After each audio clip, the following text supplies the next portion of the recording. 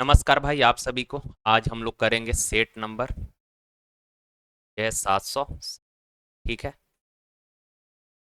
और कल एक सवाल था, पहला ही सवाल था, शायद उसमें कुछ है, शायद क्या उसमें एक छोटा सा एरर हो गया था, तो आप लोग उस चीज़ को सब समझते ही हैं। छोटा सा सवाल था, बेसिक सवाल था, खुद से भी उसमें सुधार लेना है, थोड़ा बहुत हो जाता है प्रॉब्लम, कोई बड़ा बात नहीं है वो चीज़। ठीक है। देखिए,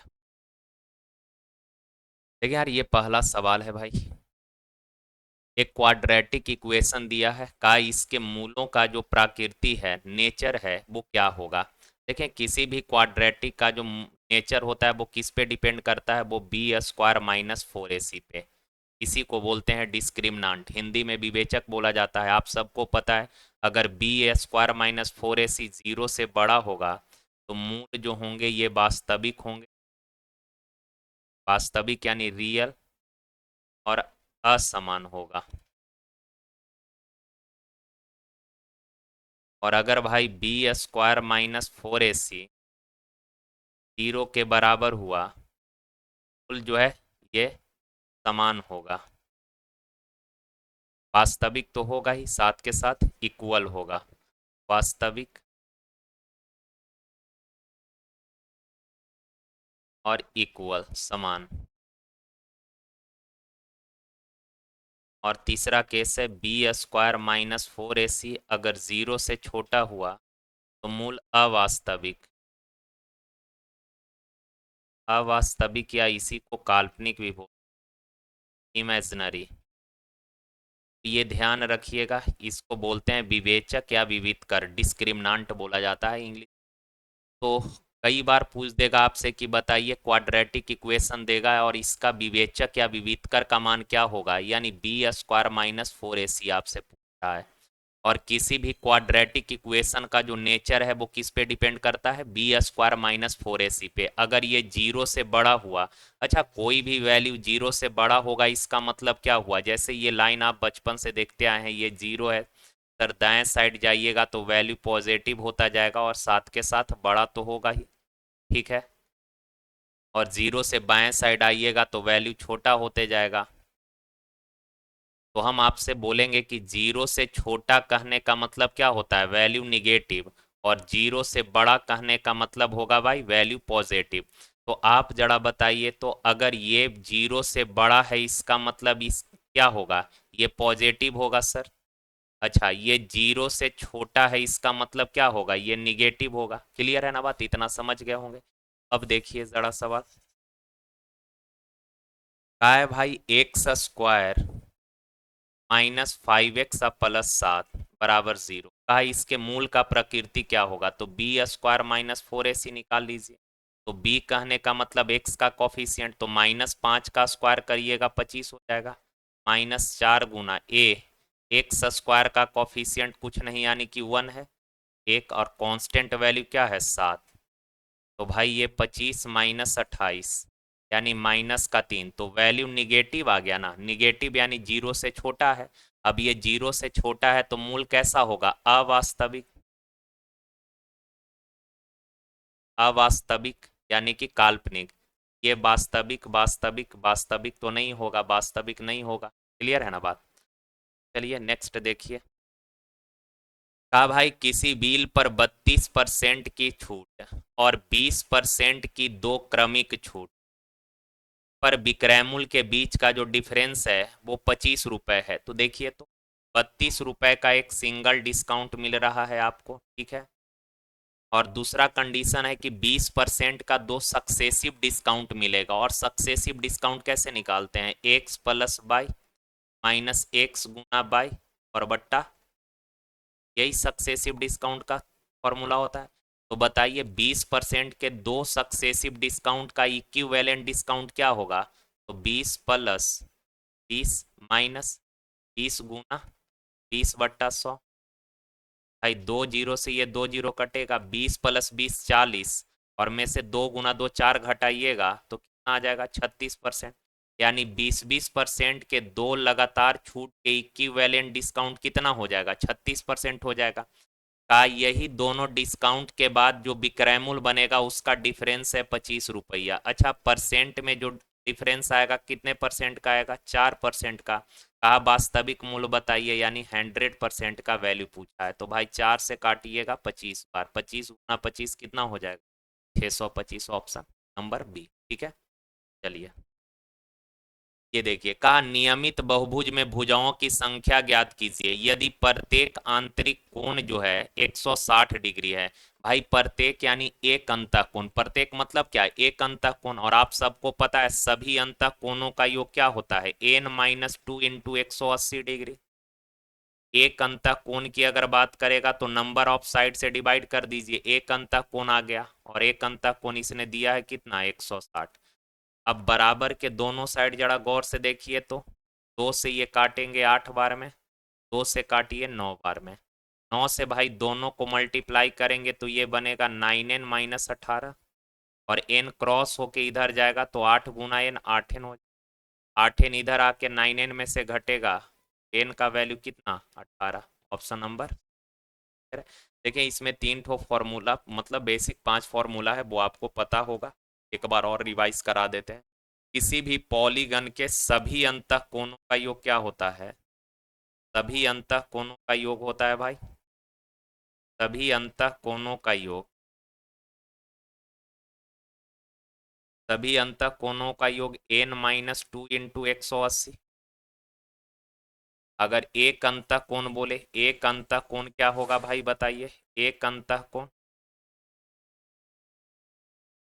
सभी अंतःकोणों के योग को नंबर ऑफ साइड से डिवाइड कर देंगे आप तो एक अंतःकोण आ जाएगा, क्लियर है ये दो। अब अगर आपसे बोले सभी बाह्य कोणों का योग बताइए क्या होगा, सभी बाह्य कोणों का योग, सभी बाह्य कोणों का योग, तो भाई ये फिक्स होता है, ये ध्यान रखिएगा, सभी बाह्य कोण का योग फिक्स होता है 360 डिग्री। सुनिए, इंटीरियर एंगल जो है ना भाई, ये अंतः कोण जो है ये साइड पे डिपेंड करता है, अंतः कोण साइड पे डिपेंड करता है। अगर ट्रायंगल होगा तो सभी अंतः कोणों का एन क्या है, अच्छा पहले ये बताइए तो एन क्या है, तो एन जो है यहाँ नंबर ऑफ साइड है, भुजाओं का संख्या है एन। जैसे आपसे बोले ये ट्रायंगल है, इसके सभी अंतः कोण का योग क्या होगा, तो सभी अंतः कोणों का योग सर n-2 इंटू 180 डिग्री होता है, ओके। एन क्या है, नंबर ऑफ साइड, तो बताइए ट्रायंगल में कितना साइड है, 3 साइड, 3-2 ना 180, तो 180 गुना 1, 180 हो जाएगा। भाई जैसे ये चतुर्भुज है, चतुर्भुज में कितना साइड है, 4 साइड, तो नंबर ऑफ साइड 4 हो गया, -2 गुना 180, तो 4 में से 2 घटाएंगे 2 आएगा, तो 180 गुना 2 कितना हो जाएगा, 360। सिमिलरली अगर पंचभुज है ये, कितना साइड है, 5 साइड, तो 5-2 गुना 180, तो 5 में से 2 घटाएंगे 3, तो 180 गुना 3 540 डिग्री। तो आप देख पा रहे हैं इंटीरियर एंगल जो है वो साइड के हिसाब से वेरी करेगा, ठीक है, लेकिन ये एक्सटीरियर एंगल का सम बाह्य कोणों का जो योग होगा ना भाई, ये फिक्स होता है, और ये कितना होता है, 360 डिग्री, ठीक है। अगर आपसे बोले एक बाह्य कोण क्या होगा, एक बाह्य कोण, एक बाह्य कोण बोले तो आप बोलेंगे सर सभी बाह्य कोणों के योग में नंबर ऑफ साइड से डिवाइड कर दीजिए, एक बाह्य कोण आ जाएगा। और एक आखिरी है नंबर ऑफ डायगोनल, यानी विकर्णों का संख्या, नंबर ऑफ डायगोनल, विकर्णों का संख्या आपसे पूछे, ये होता है n × n-3/2, n × n-3/2, तो ये टोटल 5 प्रॉपर्टी है जो कि आपको ध्यान में रखना है, ठीक है ना बात। ध्यान रखिएगा मेन ये कि सभी बाह्य कोणों का कोई भी पॉलीगन हो, चाहे त्रिभुज हो, चतुर्भुज हो, पंचभुज हो, अंतः कोण तो साइड के हिसाब से वेरी करेगा, त्रिभुज के सभी अंतः कोणों का योग 180, चतुर्भुज के सभी अंतः कोणों का योग 360, पंचभुज है तो 540, षष्ठभुज है तो 720। लेकिन अगर बाह्य कोण की बात करें तो ट्रायंगल के भी सभी एक्सटीरियर एंगल का सम 360, क्वाड्रिलेटरल यानी चतुर्भुज है तो इसके भी सभी बाह्य कोणों का योग 360, पंचभुज है तो इसके भी सभी बाह्य कोणों का योग 360, तो बाह्य कोण कांस्टेंट रहता है, ठीक है। चलिए अब ये देखिए, अब भाई इसके लिए एक और प्रॉपर्टी आप समझ लें यार, देखिए जैसे मान लो ये कोई ट्रायंगल है, ठीक है, और भाई जैसे ए बी सी एक ट्रायंगल है, ये है, ये बी, और ये हमने यहाँ एक सीबियन खींचा, शीर्ष ए से सामने वाली भुजा पर हमने जो ये लाइन खींचा है वो बोलते हैं सी। ठीक है, एडी, एडी सी बी। अब ये जो लाइन खींचे हैं ना, ये लाइन आधार को ए अनुपात बी के रेशियो में डिवाइड कर रहा है। आधार को किस रेशियो में डिवाइड कर रहा है? ए अनुपात बी के रेशियो में। तो भाई सीबीएन के द्वारा आधार जिस रेशियो में डिवाइड होगा ना, ट्रायंगल का एरिया भी उसी रेशियो में डिवाइड होगा।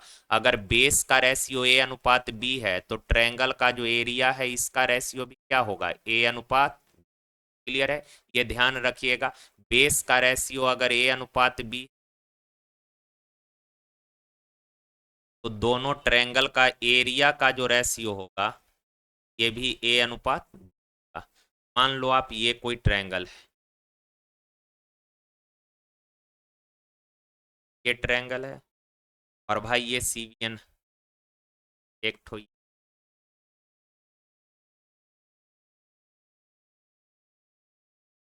ये है ए, ए, ये है भाई बी, ये है सी। तो अब मान लेते हैं ये दोनों सीबियन के द्वारा जो ट्रायंगल का बेस है भाई, ये ए अनुपात बी अनुपात सी के रेशियो में डिवाइड हुआ। तो बेस का रेशियो अगर ए अनुपात बी अनुपात सी है तो एरिया का भी रेशियो क्या होगा? ए अनुपात बी अनुपात। ठीक है, इतना बात ध्यान में आप रखेंगे ना। चलिए, अब ये आ जाइए राइट एंगल ट्रायंगल पे। ये प्रॉपर्टी तो आप एकदम जुबान पे रखना।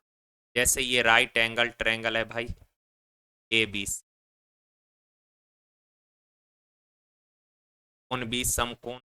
ठीक है,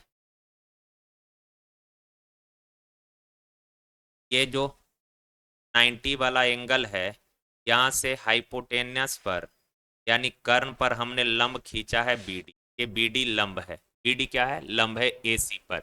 बीडी लंब एसी पर है। तो भाई ये जो आपको दिख रहा है ना, ये एडी, एडी है, और ये है भाई अपना डीसी या सीडी बोलिए। क्लियर है ना? एडी और सीडी का जो रेशियो होगा ना, इन दोनों साइड के स्क्वायर के रेशियो के बराबर होगा, यानी ए बी स्क्वायर बट्टा बी सी। ये तो एकदम ध्यान में आप रखिए। ठीक है बात। चलिए, अब आते हैं सवाल।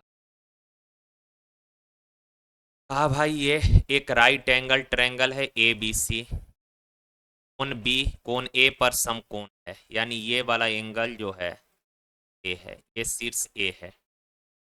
अगर ये ए है, सपोज ये बी मान लेते हैं। अब आगे देखिए, का ए बी बराबर 8 सेंटीमीटर, ये 8 है। बी सी 10 सेंटीमीटर है, ये 10 सेंटीमीटर है। तो आप सबको ट्रिपलेट याद होगा, 6 8 10 होता है, जिसमें 10 सबसे बड़ा भुजा कर्ण का काम करेगा। तो ये कितना हो जाएगा? 6 हो जाएगा सर। क्लियर है? अब इसको हटाते हैं। अब आगे देखिए, कहा डी जो है बीसी पर एक ऐसा बिंदु है कि एडी बीसी पर लंबवत है। भाई बीसी पर एक पॉइंट है डी, और कहा ये डी इस प्रकार है कि बीसी जो सॉरी एडी जो है ये बीसी पर लंबवत है। एडी बीसी पर लंबवत है यानी परपेंडिकुलर है, ये 90 बन। क्लियर है बात? तो आपसे सवाल पूछा कि ट्रायंगल ए डी सी, देखिए तो ए डी सी कहाँ है? ए डी सी ये वाला ट्रायंगल की बात कर रहा है छोटा, और ट्रायंगल ए डी बी यानी ये वाला ट्रायंगल की बात कर रहा है। का इन दोनों ट्रायंगल के एरिया का रेशियो आपको बताना है क्या होगा। तो आप एक छोटा सा बात बताइए, क्या आप इन दोनों का रेशियो बता सकते हैं भाई? ये सी डी और ये है अपना पी डी, क्या इन दोनों का रेशियो बता सकते हैं? तो आप बोलेंगे सर अभी बताए हैं कि सी डी और बट्टा बी डी जो होगा, ये सी डी 6 का स्क्वायर कितना हो जाएगा? 36, और नीचे यहाँ 8 का स्क्वायर 64। तो रेशियो लिख लेंगे तो भाई ये 4 से 9 बार, ये 4 से 16 बार। यानी इन दोनों का रेशियो आ गया 9:16। यहाँ तक किसी भाई को दिक्कत नहीं होगा। और अभी आपको बताए हैं, देखिए ये सीबीएन है, हाइट भी एक प्रकार का सीबीएन ही होता है। तो भाई ये सीबीएन के द्वारा आधार जिस रेशियो में डिवाइड होगा, सीबीएन के द्वारा आधार जिस रेशियो में डिवाइड होगा ना, उसी रेशियो में ट्रायंगल का एरिया भी डिवाइड होगा। अगर ये बेस का रेशियो है 9:16, तो एरिया का भी रेशियो क्या हो जाएगा, 9 अनुपात, कौन सा ऑप्शन है 9:16? Option number B. उम्मीद करते हैं आप सभी लोग इस चीज को समझ पाए होंगे, ठीक है ना। चलिए नेक्स्ट। अरे भाई ये इस तरीके का है मान लीजिए, तो यहाँ ये 9:16, तो एरिया भी 9:16। अलग बात है इसमें ऐसे है, अलग चीज थोड़े है, ये है 9 और ये 16, तो यहाँ से एरिया भी दोनों का क्या हो जाएगा, 9:16।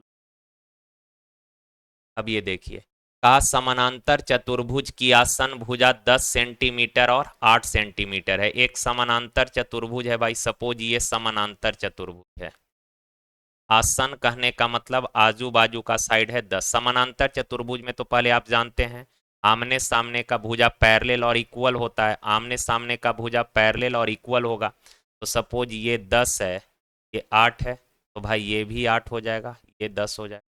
आगे कहा कि उनके बीच का कोण 150 डिग्री है। अच्छा एक चीज देख कर बताइए, 150 डिग्री ये वाला एंगल होगा या फिर ये वाला एंगल होगा? तो आप बोलेंगे कि सर देखिए, समझिए ध्यान से, अगर यहाँ पे ये है, अगर ये परपेंडिकुलर लाइन रहेगा तो ये 90 डिग्री बनेगा। अगर मान लीजिए यहाँ पे ये परपेंडिकुलर होता तो 90 बनता, लेकिन ये तो भाई 90 से कम है ना, ये 90 से छोटा है। आप देखिए ना, ऐसे परपेंडिकुलर रहेगा तो 90 बनेगा, लेकिन अगर ये ऐसे है थोड़ा, ये 90 से छोटा, यानी अक्यूट एंगल ट्रायंगल है। मान लीजिए ये 90 है, लेकिन अगर इसी को बोले हम हल्का ऐसे कर दे तो ये वाला क्या होगा, 90 से बड़ा हो जाएगा। तो आपको फिगर देखकर समझना पड़ेगा कि 150 डिग्री कौन सा होगा। तो आप बोलेंगे सर ये तो न्यून कोण त्रिभुज है, अक्यूट एंगल ट्रायंगल है, ये ऑब्ट्यूज एंगल है, यानी कि ये 150 डिग्री होगा। ठीक है, समझ गए बात। और आप सभी को पता है कि सम चतुर्भुज हो या समानांतर चतुर्भुज हो, दो लगातार कोणों का योग 180 होता है। अगर ये 150 है तो ये वाला एंगल कितना हो जाएगा, 30 डिग्री हो जाएगा। होगा या नहीं होगा? सर होगा। और आप सभी को पता होगा कि कोई चतुर्भुज है, अगर इसमें दो कोण मालूम, दो भुजा मालूम और इसके बीच का कोण अगर मालूम है, तो इसका एरिया क्या होता है भाई? एरिया होता है A B sine theta. Area क्या होगा, ए बी साइन थीटा। और अगर कोई ट्रायंगल है, ये कोई ट्रायंगल है, अब इस ट्रायंगल का दो भुजा और इसके बीच का कोण अगर मालूम है, तो ट्रायंगल का एरिया क्या होगा? ट्रायंगल इधर दिखेगा भी नहीं यार, आप लोग समझ जाइए ना, बोल तो दे ही रहे हैं आप लोग, समझ जाएंगे, half A B sine theta हो जाएगा। ठीक है ना। तो ध्यान रखिएगा, क्वाड्रिलेटरल में दो भुजा और उसके बीच का कोण मालूम तो area A B sine theta. लेकिन ट्रायंगल अगर है दो भुजा और उसके बीच का कोण मालूम तो area half A B sine theta होगा। ठीक है ना। अब आ जाइए सवाल पे।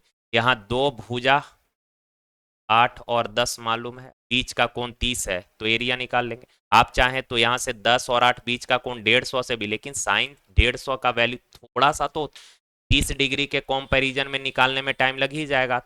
30 तो सबको जुबान पे याद होता है, तो यहाँ से एरिया हो जाएगा ए बी साइन थीटा। ए है 8, बी है 10 और साइन थीटा यानी साइन 30 डिग्री ले लेंगे, तो कितना हो जाएगा, साइन 30 का वैल्यू 1/2। 2 से काटिए 4 बार, यानी 10 गुना 4, 40 वर्ग सेंटीमीटर। ऑप्शन सुधार लीजिएगा यार, ये 40 होगा, इस प्रिंट हो गया है, ऑप्शन नंबर बी। ठीक है बात। अब देखें यार, ये चीज आपके मन में आ रहा होगा कि सर ऐसा कैसे हो रहा है कि चतुर्भुज का area A B sine theta है और ट्रायंगल का area half A B sine theta है। मन में अगर ऐसा डाउट आ रहा है तो आप देखें, जैसे मान लीजिए कि ये क्वाड्रिलेटरल है, ठीक है, ये भुजा ए है,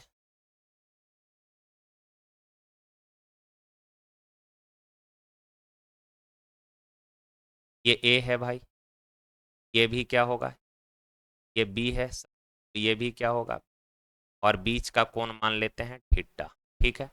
और सम चतुर्भुज को या समानांतर चतुर्भुज को दो लगातार कोणों का योग 180 होता है। जैसे ये दो लगातार कोण की बात करेंगे ना, अगर ये मान लेते हैं थीटा है ये कोण, तो ये हो जाएगा 180 माइनस थीटा। अगर ये 180 माइनस थीटा है तो इन दोनों का योग भी 180 होगा, तो ये थीटा हो जाएगा। अगर ये थीटा है तो ये कितना हो जाएगा, 180 माइनस थीटा। यानी सम चतुर्भुज हो या समानांतर चतुर्भुज हो, दो लगातार कोणों का सम 180 होगा और साथ के साथ आमने सामने का कोण बराबर हो जाएगा। ठीक है, देखिए अब जैसे भाई, अब आप एक बात बताइए, जैसे ये डायगोनल है, सम चतुर्भुज ये थीटा है या समानांतर जो भी रहे, तो ये भी थीटा होगा। आप क्या इस ट्रायंगल का एरिया निकाल सकते हैं? बोलेंगे सर कि half A B sine theta होगा।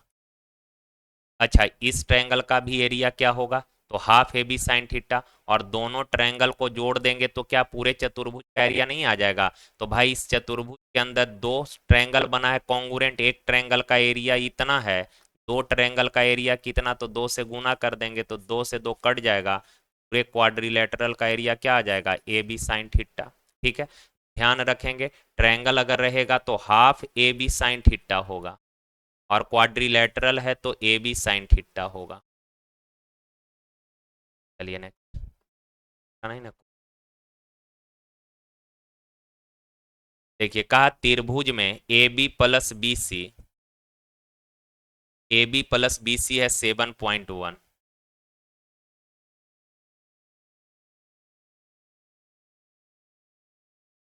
फिर भाई दिया है बी सी प्लस सी ए, ये है 12.1, और सी ए प्लस ए बी 7 पॉइंट। बहुत अच्छा सवाल है यार ये। अब भाई अगर इन तीनों को ऐड करिएगा तो ए बी दो ठो है, बी सी भी दो ठो, सी ए भी दो ठो, तो आप लिख सकते हैं twice of A B plus B C plus C ए।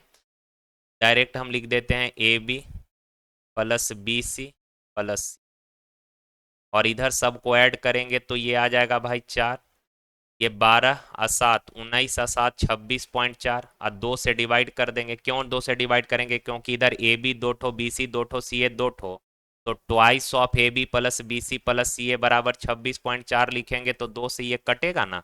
इस चीज़ को क्योंकि बहुत आप टाइम एंड वर्क में इस तरीके का कैलकुलेशन बहुत किए होइएगा, आप रेशियो में इस तरीके का बहुत ज़्यादा कैलकुलेशन किए होंगे, तो उतना तो मेंटली कर ही लेंगे। यहाँ से सर सीधे लिखते हैं A B plus B C plus C, 26.4 ना आएगा जोड़कर, तो आधा करेंगे तो ये 13.2। क्लियर है बात? अब देखिए, अब भाई यहाँ तीनों साइड का अगर आप लेंथ निकालना चाहेंगे, ए बी का वैल्यू क्या आएगा, कैसे निकालेंगे? तो आप बोलेंगे सर ए बी निकालना है ना, तो बी सी प्लस सी ए घटा दीजिए। तो बी सी प्लस सी ए कितना है, 12.1, तो 13.2 में से 12.1 घटाइएगा, 1.1 आ जाएगा। अगर बी सी का वैल्यू निकाल रहे हैं तो किसको घटाना पड़ेगा, ए बी प्लस सी ए को, तो ए बी प्लस सी ए है 7.2, 13.2 में से 7.2 घटाइएगा तो 6.0 बच जाएगा। अब अगर सी ए का वैल्यू निकालिएगा भाई तो किसको घटाना पड़ेगा, A B plus B C को, तो A B plus B C 7.1 है तो घटाएंगे, ये आ जाएगा कितना, 6.1। क्लियर है? यानी ट्रायंगल के तीनों साइड का लेंथ पता कर गए। अब अगर इस वैल्यू को आप गौर से देखेंगे तो आपको दिमाग में कुछ आ रहा होगा, बताइए तो क्या समझ में आ रहा है? 1.1, 6.0 और 6.1, तो क्या भाई ये जानते हैं 11 60 61 एक ट्रिपलेट होता है? भाई 11 60 61 क्या है, एक ट्रिपलेट है। अब 11 60 61 ट्रिपलेट है, जैसे कोई भी बेसिक ट्रिपलेट आप उठा लीजिए, जैसे 3 4 5, अगर इसमें किसी नंबर से गुना करेंगे, मान लीजिए 2 से गुना कर रहे हैं, तो जो रिजल्ट आएगा ये भी एक ट्रिपलेट होगा। मान लीजिए इसमें आप 2 से डिवाइड करिएगा, तो 2 से डिवाइड करेंगे तो 1.5 और 2.5, ये भी एक ट्रिपलेट है। यानी ट्रिपलेट में अगर आप किसी भी नंबर से मल्टीप्लाई या डिवाइड करिएगा, रिजल्ट जो आएगा वो भी एक ट्रिपलेट होगा। तो मान लीजिए अगर इसमें 10 से हम डिवाइड कर देंगे तो 1.1, यहाँ पे 6.0, 10 से डिवाइड करेंगे 6.1, ये भी क्या है, एक ट्रिपलेट है। और ट्रिपलेट है इसका मतलब जो ट्रायंगल यहाँ पे दिया है वो राइट एंगल ट्रायंगल है। कैसा ट्रायंगल है, राइट एंगल ट्रायंगल है। और आपसे बोला है कि भाई त्रिभुज का एरिया बताइए, तो राइट एंगल का एरिया क्या होता है, half P into B, half P. अच्छा, ये सबसे बड़ा साइड ये तो हाइपोटेनियस यानी कि कर्ण होगा, तो बाकी जो दो साइड है ये लंब और आधार होगा, तो हाफ पी इंटू, भाई दो से काटिएगा तो 3 बार में कट जाएगा, 11 या 33 यानी 3.3। ऑप्शन नंबर, समझ गए होंगे, ठीक है। चलिए देखिए, कहा दी गई आकृति में, इसमें फिगर मिसिंग है यार। देखिए फिगर हम बना देते हैं, जैसे ये है ए, ये बी, ये चौक, ये भी चौक, सवाल में दिया हुआ रहेगा फिगर। ये 15 है, ठीक है।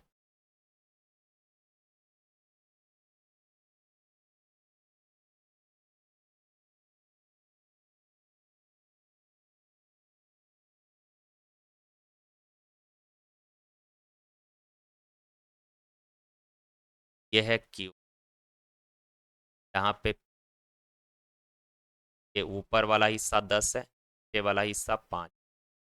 ये दोनों फिगर बनाया हुआ था, सेम जैसा फिगर बनाया सवाल में वही, ये 90, ठीक है। अब यही फिगर था दिया हुआ, और आपसे पूछा क्या है, एक क्यू का लंबाई क्या होगा। एक क्यू का लंबाई, पूरा एक क्यू का लेंथ निकालना है। एक क्यू कहने का मतलब पूरा, केवल एक क्यू को जरा आप गौर से देखिए तो केवल आपका ध्यान एक क्यू पर होना चाहिए। क्या ये एक क्यू है, ये देखिए, ये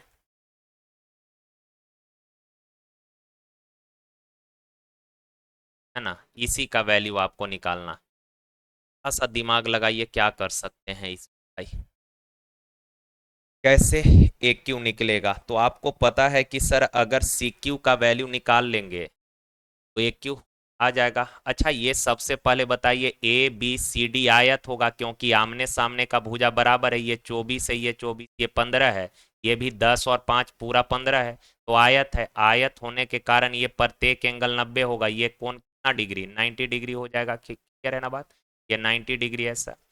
अच्छा इस ट्रायंगल का भी एक कोण 90 डिग्री है, यहाँ पे देखें। अगर आप इन दोनों ट्रायंगल को गौर से देखेंगे, ए डी सी और एक है क्यू सी पी, इन दोनों ट्रायंगल को आप देखिएगा, सर ये दोनों कोण तो आपस में बराबर होगा। ये दोनों कोण आपस में क्या होगा, बराबर। क्यों, क्योंकि जब भी दो लाइन एक दूसरे को प्रतिच्छेद करेगा तो आमने सामने का कोण शीर्षाभिमुख कोण होता है, और ये शीर्षाभिमुख कोण आपस में बराबर हो जाएगा। क्लियर है। अच्छा इस त्रिभुज का भी एक कोण 90 है यहाँ, और इसका भी एक कोण 90 है भाई। तो इन दोनों ट्रायंगल का दो कोण तो बराबर हो गया। अगर दो कोण बराबर है तो ये तीसरा कोण भी बराबर हो जाएगा। दो कोण इक्वल हो गया तो थर्ड एंगल भी क्या हो जाएगा, इक्वल हो जाएगा। यानी आप कह सकते हैं कि sir triangle A D P और ट्रायंगल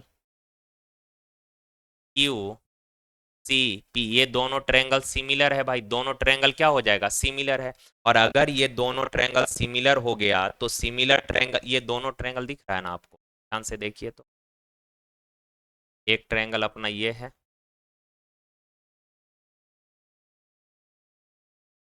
और एक ट्रायंगल ये दोनों ट्रायंगल क्या होगा, सिमिलर। और अगर ये दो ट्रायंगल सिमिलर है तो सिमिलर ट्रायंगल में संगत भुजा का रेशियो क्या हो जाएगा, बराबर। आप देखिए तो इसमें इस कोण के सामने ये वाला साइड क्या होगा, एंगल ए के सामने वाला भुजा कितना है, 10 है। यहाँ एंगल ए के बराबर एंगल क्यू है, तो एंगल क्यू के सामने वाला भुजा कितना, 5, बराबर। अच्छा इस एंगल के सामने इस ट्रायंगल का साइड कितना है, 24, तो इसके बराबर ये एंगल है, तो इसके सामने वाला का साइड ये क्या हो जाएगा, क्यू सी। बस हो गया काम यार। सर यहाँ काटेंगे 5 से 2 बार में, और 2 से 12 बार में, यानी क्यू सी का वैल्यू आ गया 12, तो क्या आ गया 12, काम खत्म। अब आपसे एक क्यू पूछा है तो ये देखिए गौर से, ये है ए, ये बी, और ये पूरा यहाँ से यहाँ तक कितना हो गया, 24 + 12 36, और ये तो सवाल में दिया है 15। अब बताइए तो ये क्या है, राइट एंगल ट्रायंगल है, ट्रिपलेट आपको पता है, ये है 3 × 5 15 सर, और ये है 3 × 12, तो 5 12, ये क्या हो जाएगा 13, और 3 सब में कॉमन है तो 3 से मल्टीप्लाई कर लीजिए, 13 × 3 39, एक क्यू का वैल्यू आ गया 39 सेंट। ठीक है बात। चलिए नेक्स्ट। ये भी अच्छा सवाल है यार। का एक बेईमान विक्रेता जितना भुगतान करता है, यानी जितना पैसा आप पेमेंट किए हैं उससे P% अधिक अनाज खरीद लिए। इसका मतलब क्या हुआ कि इसका मतलब है कि जैसे भाई हमरे पॉकेट से गया कितना रुपया, मान लीजिए हमने 100 रुपए दिया है, लेकिन सामान P% ज्यादा खरीद कर ले आ गए, यानी कि सामान लेकर आ गए कितना, 100 + P। क्लियर है? इसका मतलब यही तो हुआ कि भाई जितना भुगतान करता है, तो जैसे आप ग्राहक है, आप गए दुकान के पास, दुकानदार के पास, आप उसको जितना पेमेंट देंगे वो आपका कॉस्ट प्राइस होगा। तो मान लीजिए आप दिए हैं 100 रुपया, लेकिन उससे सामान लेकर आ गए P% ज्यादा, यानी 100 + P रुपए का सामान लेकर आए। पैसा दिए हैं 100 रुपया, लेकिन सामान लेकर आ गए कितने का, P% ज्यादा, यानी 100 + P का सामान लेकर आ गए। क्लियर है बात? ये सब बचपन में आप देखे होइएगा, गांव में ये चीज कई बार होता है। मान लीजिए आप, बच्चा बोला कि भाई ऐसा करिए आलू दे दीजिए या चीनी दे दीजिए, या फिर मान लीजिए आलू दे दीजिए 1 kg। 1 kg आलू ले लिया, सपोज 100 का है तो 100 रुपया उसने पेमेंट कर दिया। और उसके बाद बोला कि भाई मसाला का एक पैकेट दीजिए, और मसाला देने लगा, 5 गो आलू उठा के डाल लिया, यानी कि 100 रुपया दिया और P रुपया का ज्यादा सामान लेकर आ गया, यानी कि सामान लेकर आ गया 100 + P का, लेकिन पैसा दिया है कितना पॉकेट से, 100 रुपया ही दिया। इसका मतलब ये हुआ। क्लियर है बात? फिर से समझिए, कहा कि भाई जितना पेमेंट करता है उससे P% अधिक का सामान खरीद लेता है, यानी 100 रुपया दिया, लेकिन सामान 100 से ज्यादा का लेकर आ गया। कितना ज्यादा, P% ज्यादा, यानी 100 + P का सामान लेकर आ गया। ये लाइन क्लियर हो गया सबका? अब आगे कहा कि बेचते समय, सामान खरीद कर तो ले आए, अब कहा कि जब बेचने की बारी आया तो बेचते समय नकली वजन का उपयोग करता है, जिसका माप प्रत्येक 1000 ग्राम के लिए 800 ग्राम होता है। यानी जब बेचने की बारी आया ना, तो 1000 ग्राम के जगह 800 ग्राम ही सामान दे रहा है। यानी जब आप सामान खरीदने गए, मान लीजिए आप ग्राहक हैं, आप सामान खरीदने गए, तो आप 1000 ग्राम का पैसा दिए ना, तो सामान आपको 800 ग्राम का ही मिला। यानी बेचते समय भाई उसने किया क्या, 1000 ग्राम के जगह सामान दिया कितने ग्राम, 800 ग्राम।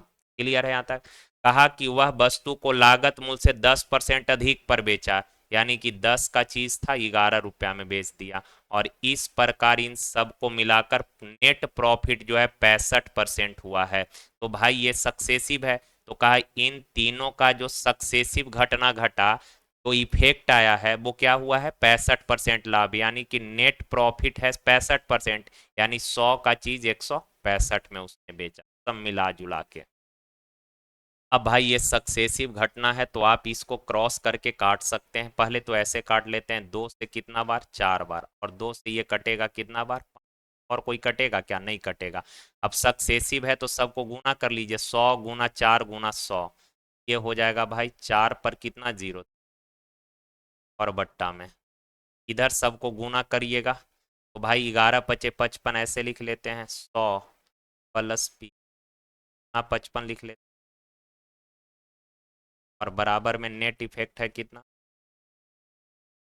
अब 55 से काट दीजिए 3 बार, दो भाई ये 2 0 क्रॉस करेंगे, 120 बराबर 100 + P बराबर कितना, 100 इधर आके घट, ऑप्शन नंबर। ठीक है।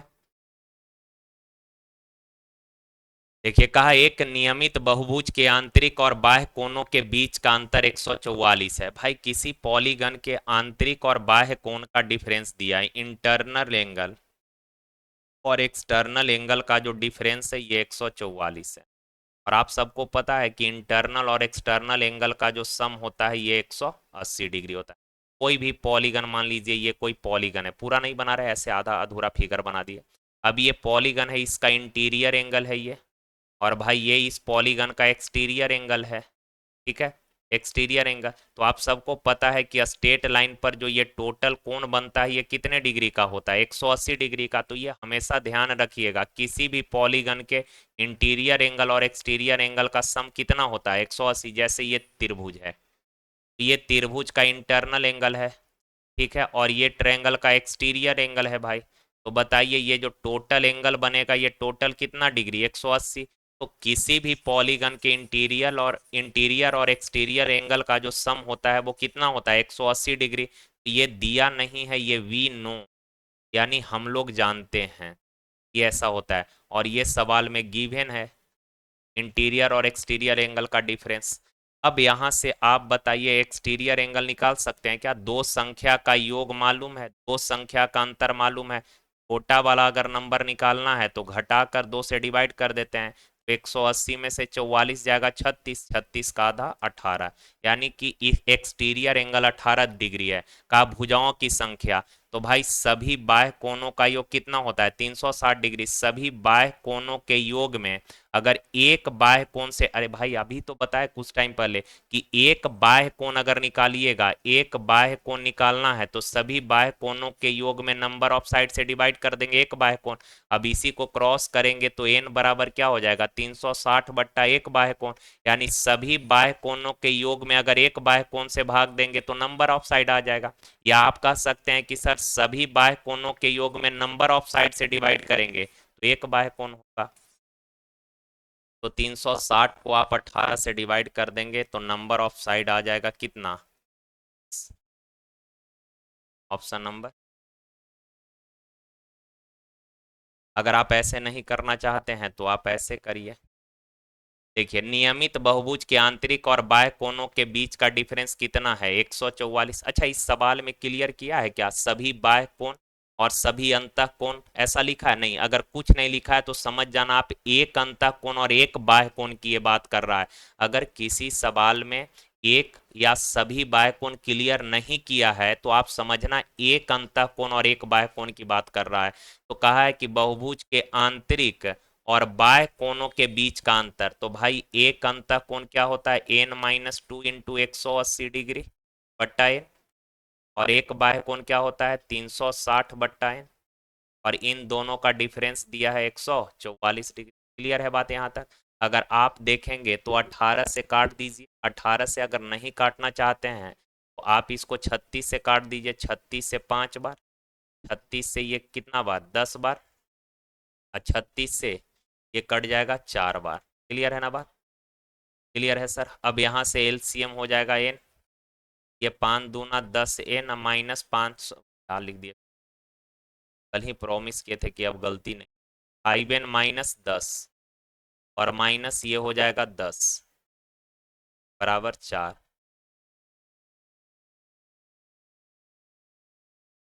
ये 36 पचे 180, 36 दहा 110।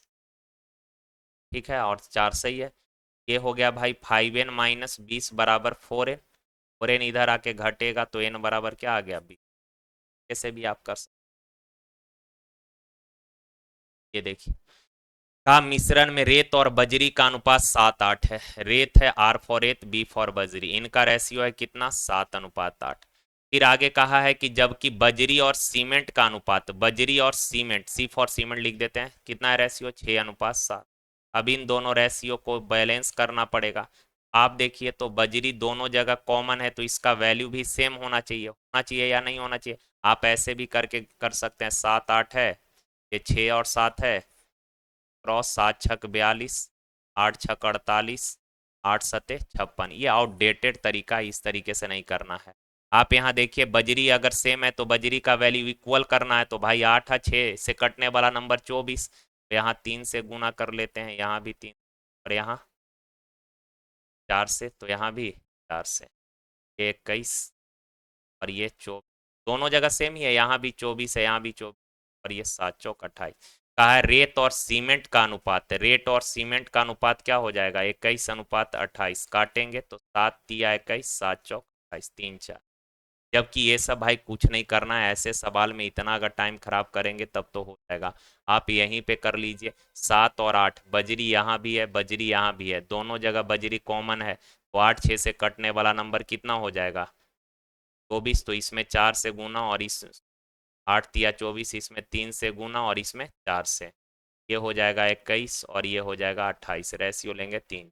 ठीक है, चलिए देखिए कहा 40 नंबर का एवरेज सर 71 है। 40 नंबर का जो एवरेज है ये दिया है सवाल में कितना? 71।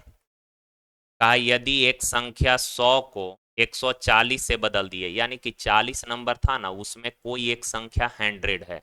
अब 100 के जगह पर हमने 140 को शामिल कर लिया, यानी 100 को 140 से रिप्लेस कर दिया, यानी 100 निकाल दिए, 140 ऐड कर लिए। तो बताइए योग कितना बढ़ जाएगा, 40 बढ़ेगा या नहीं बढ़ेगा? यस सर, योग में 40 का वृद्धि होगा। एवरेज में कितने का वृद्धि? ये 40 रुपया जो बढ़ा है, मान लीजिए 40 जो इंक्रीज हुआ है, ये 40 सब में ना बटेगा। तो 40 नंबर है, तो 40 में ये 40 डिवाइड करेंगे तो कितना? 1-1 रुपया सबको फायदा हो जाएगा। ऑप्शन नंबर ये आप देखें यार, यहाँ सबका बेस सेम होना चाहिए। सबका बेस सेम है क्या? फिलहाल नहीं सर। तो इक्वल करना है, किसी को इक्वल कर लीजिए, या तो सबको 12/7 बना लीजिए या सबको 7/12 बना लीजिए। सबको 7/12 बनाएंगे तो यहाँ बेस को उल्टा करेंगे तो ये 7/12 होगा, और बेस को जब इन्वर्स करिएगा ना तो पावर का साइन चेंज हो जाएगा। +5 है तो ये हो जाएगा माइनस। यहाँ है भाई 7/12, पावर में कितना? 8। और यहाँ है 12/7, तो यहाँ भी इन्वर्स करिए तो 7/12, तो पावर में हो जाएगा -100। इधर तो एज इट इज रहने दीजिए 7/12, और पावर में 2 + 10। ठीक है। अब आप बताइए, सबका बेस सेम है भाई तो पावर सेम होगा कि नहीं? Sorry sorry sorry sorry sorry, सबका बेस सेम है और बीच में मल्टीप्लाई है तो पावर ऐड हो जाएगा, तो डायरेक्ट ऐड करिए।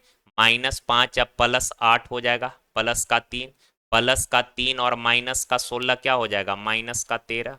और बराबर इधर पावर क्या है? 2m प्लस, कि बेस दोनों साइड का सेम है तो पावर भी सेम हो जाएगा।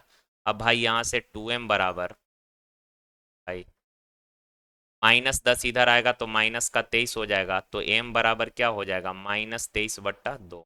ऑप्शन नंबर ठीक हो। चलिए ये देखिए, का किसी वस्तु, सॉरी किसी पुस्तक के अंकित मूल्य पर 10% छूट देने पर एक पुस्तक विक्रेता को 20% लाभ प्राप्त होता है। यदि छूट को बढ़ाकर 12.5% कर दिया जाए तो पुस्तक विक्रेता को कितना प्रतिशत लाभ होगा? याद करिए, कल ही बताए थे कि डिस्काउंट दे रहा है उसके बावजूद भी उसको क्या हो रहा है? 20% का प्रॉफिट हो रहा है। तो डिस्काउंट दे रहा है उसके बाद भी लाभ हो रहा है, तो आप सीपी और एमपी का रेशियो लिख लीजिएगा सीधे। सीपी क्या होता है? तो सर सीपी होता है 100 माइनस डिस्काउंट। एमपी क्या होता है? तो 100 प्लस प्रॉफिट। भाई 10% डिस्काउंट दिया तो सीपी 90, 20% लाभ हुआ तो एमपी कितना? 120। अब आगे कहा यदि छूट जो है 12.5% कर दिया जाता, बढ़ाकर जो है छूट 12.5% कर देता। एक बात बताइए, 12.5% का फ्रैक्शन कितना होता है? 1/8 होता है। यानी कि भाई एमपी 120 है, इस पर 1/8 का डिस्काउंट देंगे। 120 रुपया अंकित है, 1/8 का डिस्काउंट, तो 120 का 1/8 यानी 15 रुपए का डिस्काउंट। तो 120 रुपए का चीज है, 15 रुपए आपको डिस्काउंट मिला, यानी सामान कितना में बेचा है? 105 में। क्लियर है बात? सब कुछ पता है। सीपी 90 है, एसपी 105 है, तो बताइए प्रॉफिट कितने का हो रहा है? तो आप बोलेंगे सर 15 का। 15 का प्रॉफिट कितना पर हो रहा है? 90 पर।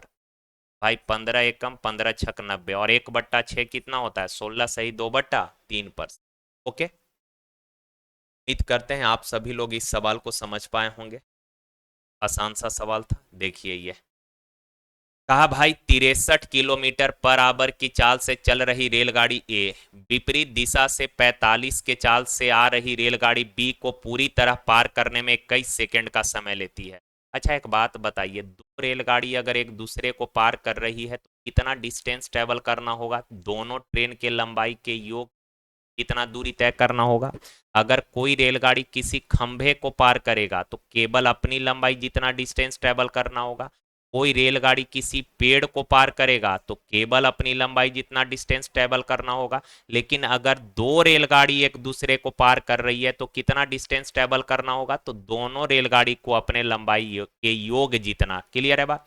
तो यहाँ कहा 63 किलोमीटर पर आवर के चाल से चल रही ट्रेन ए विपरीत डायरेक्शन में 45 किलोमीटर पर आवर के चाल से चल रही रेलगाड़ी बी को पूरी तरह पार करने में कई सेकंड समय लेती। तो भाई बताइए, डिस्टेंस बराबर स्पीड इनटू टाइम होता है क्या? यहाँ दो सिस्टम है तो यहाँ रिलेटिव स्पीड ले लेंगे। क्लियर है? अच्छा, दोनों ट्रेन एक दूसरे को पार कर रही है तो कितना दूरी तय करेगी? तो दोनों ट्रेन के लंबाई के योग जितना दूरी हो जाएगा, बराबर। रिलेटिव स्पीड अपोजिट डायरेक्शन है, चाल जुटेगा 63 प्लस 45 108 मीटर पर सेकंड में लेकर आएंगे 5/18 इंटू टाइम। टाइम कितना है भाई 21 सेकंड, कोई दिक्कत नहीं होगा। अब इसको देखिए काट देते हैं, 18 से 6 बार कटेगा, 6 पचे 30, 30 गुना 21 600। अब आगे कहा भाई कि रेलगाड़ी बी की लंबाई, रेलगाड़ी ए की लंबाई की 25 गुनी नहीं है, 2.5 गुनी, ये 2.5 गुनी है। क्लियर है बात? तो भाई रेलगाड़ी बी का लंबाई ए से 2.5 गुना है। भाई 2.5 कहने का मतलब क्या हुआ? 2.5 का मतलब हुआ कि सर 5 बट्टा, जैसे 25/10 लिखेंगे ना इसको, तो 5 पचे 25, 5 दूना 10, यानी 5/2। ट्रेन बी का लंबाई ए के लंबाई से 2.5 गुनी है, यानी कि भाई ट्रेन ए का लंबाई 2 है तो बी का लंबाई कितना होगा 5। बहुत लोग इस चीज को डायरेक्ट लिखता है, 2.5 गुनी कहने का मतलब 2 से 5 हो जाएगा सर। 1.5 गुना कहने का मतलब क्या होगा? 2 से 3 हो जाएगा सर। क्लियर है? और नहीं तो आप ऐसे भी बोल सकते हैं कि सर 2.5 गुनी है, यानी ए का लंबाई 1 यूनिट है तो बी का लंबाई 2.5 गुना यानी 2.5 होगा। अब यहाँ से डेसिमल हटाएंगे सर, एक जीरो यहाँ पे लगा लीजिए। 5 दूना 10, 5 पचे 25, यानी 2:5। जैसे आप समझ। अब यहाँ दोनों ट्रेन के लंबाई का रेशियो मालूम है। अच्छा, दोनों ट्रेन के लंबाई का योग कितना है? 2 और 5 7 यूनिट, लेकिन लंबाई का योग है कितना? 630। 1 यूनिट बराबर 90। क्लियर है बात? यहां तक किसी भाई को दिक्कत नहीं होगा। अब आगे बढ़िए। अब आगे कहा कि रेलगाड़ी बी जो है एक पुल को पूरी तरह से पार करने में 76 सेकंड का समय लेती है। तो आप बताइए, ट्रेन अगर पुल को पार कर रही है तो कितना डिस्टेंस ट्रेवल करेगी? तो ट्रेन को अपना लंबाई प्लस पुल के लंबाई के योग जितना दूरी तय करना पड़ेगा। तो कौन सी ट्रेन पुल को पार कर रही है? Train B. तो केवल ट्रेन बी का लंबाई निकाल लेते हैं। 1 यूनिट बराबर 90 है तो 5 यूनिट बराबर 450 मीटर ट्रेन बी का लंबाई। अब भाई ट्रेन बी पुल को पार कर रही है, कितना दूरी तय करेगी? तो अपनी लंबाई प्लस पुल का लंबाई, पूरी हो गया। और चाल कितना है ट्रेन का? बी का 45 मीटर पर सेकंड में लेकर आइए 5/18 इंटू कितना समय लगा है? 76 सेकंड। क्या काम कर। अब इसको काटा पीटी कर लेते हैं यार। 9 से काटिए 2 बार, 9 से काटिए 5 बार, से काटिए 38। भाई ये आ जाएगा 38 पचे 190, और 190 अब पचे 9। यहाँ से पी निकालेंगे 450, उधर जाके घटेगा 500। Option number. ठीक है ना? ये थोड़ा सा ठीक सवाल था, बढ़िया सवाल था। देखिए, देखें, ऐसे तो इसको करने का भाई दो तरीका है। दो तरीका नहीं, बहुत तरीका है इस सवाल को करने का। एक तो बेसिक आप कर सकते हैं, एक तरीका क्या है इस सवाल को करने का, लेकिन ये कई बार जो होगा क्या, 99% सवाल में तो ये चीज़ लग जाएगा। क्यों लग जाएगा? क्योंकि मैक्सिमम सवाल जो आएगा वो पॉजिटिव ही कंसीडर करके सवाल सॉल्व होता है, इसीलिए लग जाएगा। लेकिन इसमें कई बार जो है निगेटिव वैल्यू भी आता है, इस वजह से जो है तरीके से करने में गलती होने का संभावना प्रबल है। तो आप इसको जैसे बता रहे हैं 100% वैसे ही करना है। एक दो बार बना के थोड़ा स्पीड को मेंटेन कर लीजिएगा, कि ऐसे अगर डिटेल पूरा बनाएंगे तो काफ़ी टाइम लगेगा। अगर आप ऐसे, एक तो तरीका ये है कि जैसे मान लीजिए ये 4 नंबर आपको दिया है। अब कहा है कि भाई प्रत्येक संख्या में एक्स जोड़ा जाता है, प्रत्येक नंबर में कितना ऐड किया जाता है? एक्स जोड़ा जाता है। तो इस प्रकार प्राप्त संख्याएं समानुपाती हो जाती है। या कई बार बोलेगा प्रत्येक नंबर में से एक्स घटाया जाता है तो प्राप्त संख्याएं समानुपाती हो जाएगी। तो एक्स का वैल्यू निकालने का तरीका क्या है कि आप इन दोनों का डिफरेंस लीजिए। 11 और 14 का डिफरेंस कितना हो गया? सिमिलरली इन दोनों का डिफरेंस लीजिए। इन दोनों का डिफरेंस अगर लेंगे भाई तो कितना आ जाएगा? इन दोनों का डिफरेंस 7 आ जाएगा। कोई दिक्कत किसी भाई को नहीं सर। अब यहाँ पे आप या तो इवन प्लेस पर जो नंबर है उसको काट दीजिए, 14 और 38 को काट दीजिए, या फिर आप चाहें तो 11 और 31 को अल्टरनेट ऑर्डर वाला नंबर को हटा देना है तो किसी को भी यहाँ पर हटा सकते हैं। हमने यहाँ 14 और 38 को हटा दिया। अब जो बचा उसमें क्रॉस गुना करिए। 31 तिया कितना हो जाएगा भाई 93। 11 गुना 7 कितना हो जाएगा 77। तो भाई 93 और 77 का अगर आप डिफरेंस देखेंगे तो 93 और 77 का डिफरेंस 16 होगा। यहाँ देखिए 3 और 7 का डिफरेंस कितना 4, तो 4 यूनिट बराबर 16। एक यूनिट बराबर क्या हो जाएगा 4, और एक यूनिट का जो वैल्यू 4 आया यही एक्स का, नहीं दिख रहा होगा तो इधर लिख देते, एक यूनिट बराबर 4 आएगा भाई, तो यही एक्स का वैल्यू आएगा।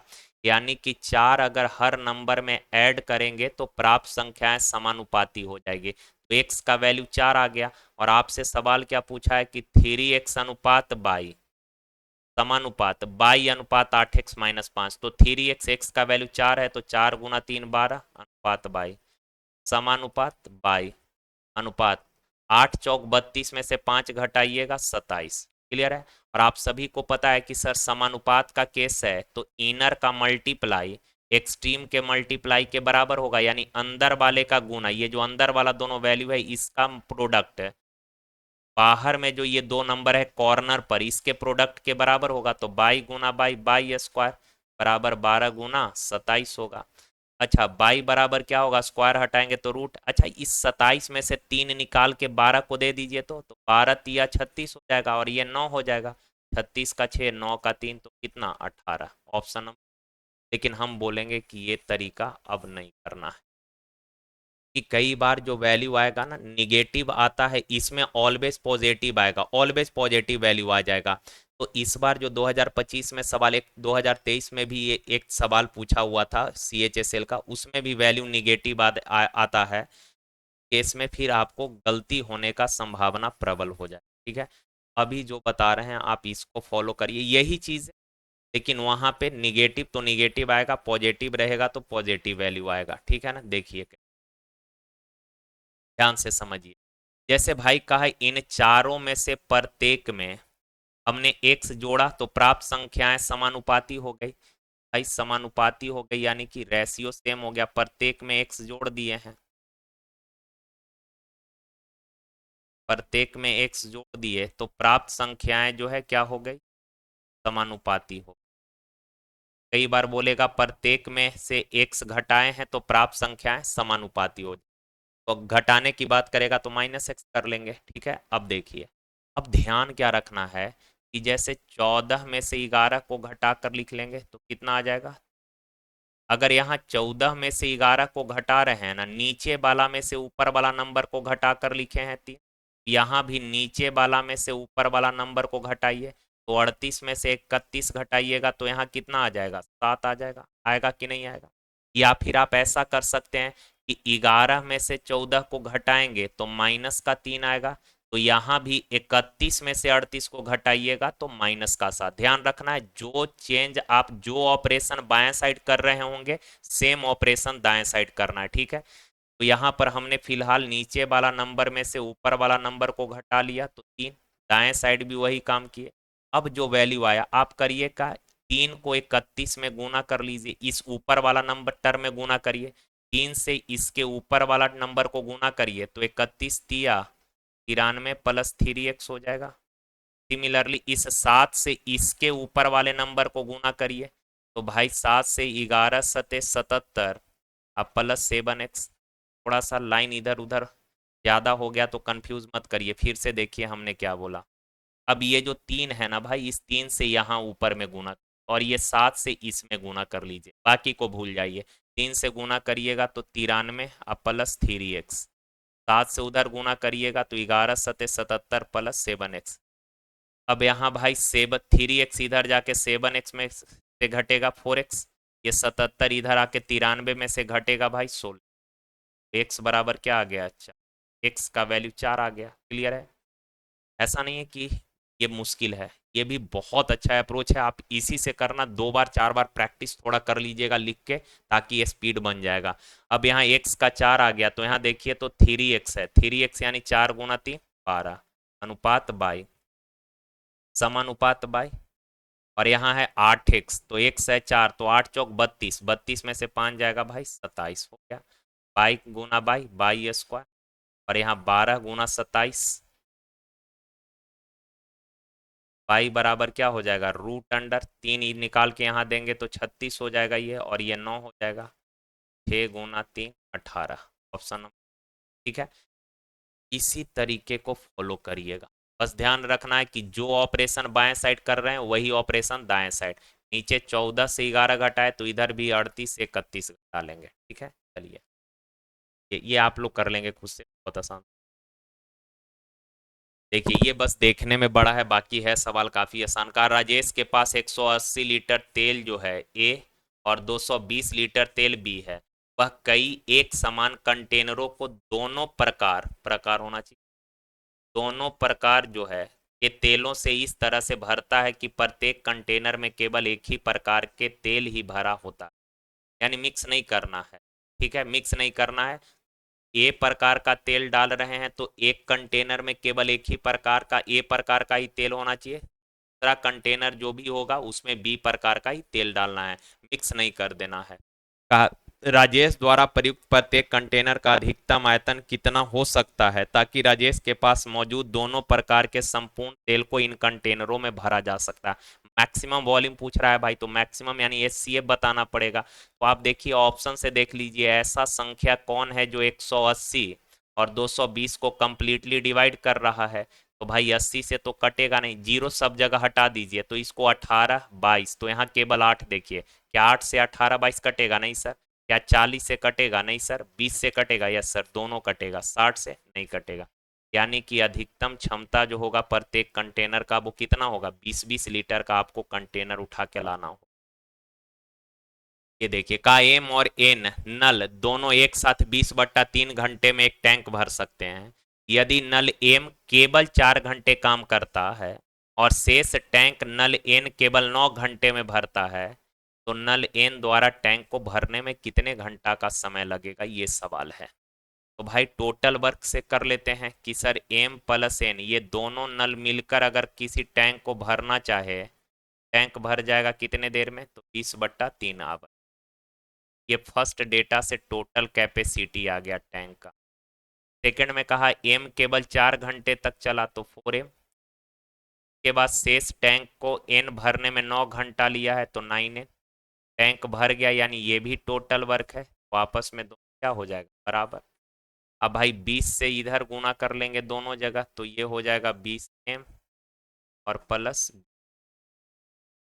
ये 3 क्रॉस होगा तो 3 से दोनों को गुना करिए तो 4 एम प्लस 3 × 9, 12 एन इधर आके 20, 12 एम इधर आके 20 एम में से घटेगा 8 एम, और 20 एन उधर जाके 27 एन में से घटेगा 7। रेशियो आ जाएगा क्या भाई, तो कॉफिशियंट इंटरचेंज हो जाएगा 7:n, यानी ये दोनों दोनों नल का जो है एफिशिएंसी आ गया। कहा नल ए द्वारा टैंक भरने में कितना समय लगेगा। नल ए द्वारा टैंक भरने में कितना समय लगेगा, तो पहले टोटल कैपेसिटी निकाल लेते हैं।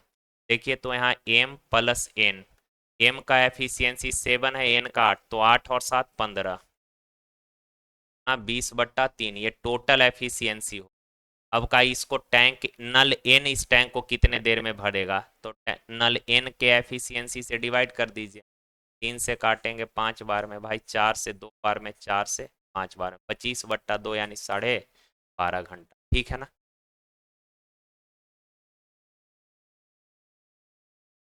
देखिए कहा किसी संख्या में पहले जो है 20% वृद्धि होती है, उसके बाद 15% की कमी होती है, तो ये सक्सेसिव घटना का केस है। पहले बढ़ाए हैं और बढ़ा हुआ वैल्यू में फिर 15% कमी कर दिए, तो भाई सक्सेसिव घटना है कि 20% बढ़ाए और उसके बाद उसमें 15% कमी कर दिए, तो सक्सेसिव घटना है। तो ये भी फॉर्मूला लगा लेते हैं, 20% का फ्रैक्शन कितना, 1/5, यानी कि 5 से बढ़कर वैल्यू क्या हो गया, 6। फिर 15% कमी की है, तो भाई 15% का फ्रैक्शन होता है 3/20, यानी कि 20 था, 3 घटाकर कर दिए कितना। अब भाई सक्सेसिव है तो गुना कर लीजिए, 20×5 = 100, 17×6 = 100। अब कहा है कि वैल्यू जो है अंतिम वैल्यू है 2040, रेशियो में इन फाइनल वैल्यू कितना है 102 का प्रारंभिक मान, इनिशियल वैल्यू यानी 100 का मान पूछा है। 102 से 20 बार, 20×100 कितना हो, ऑप्शन। ये सवाल देखिए, ये सवाल अच्छा है यार। का एक समलम चतुर्भुज है, ठीक है, ये आपका समलम चतुर्भुज है भाई।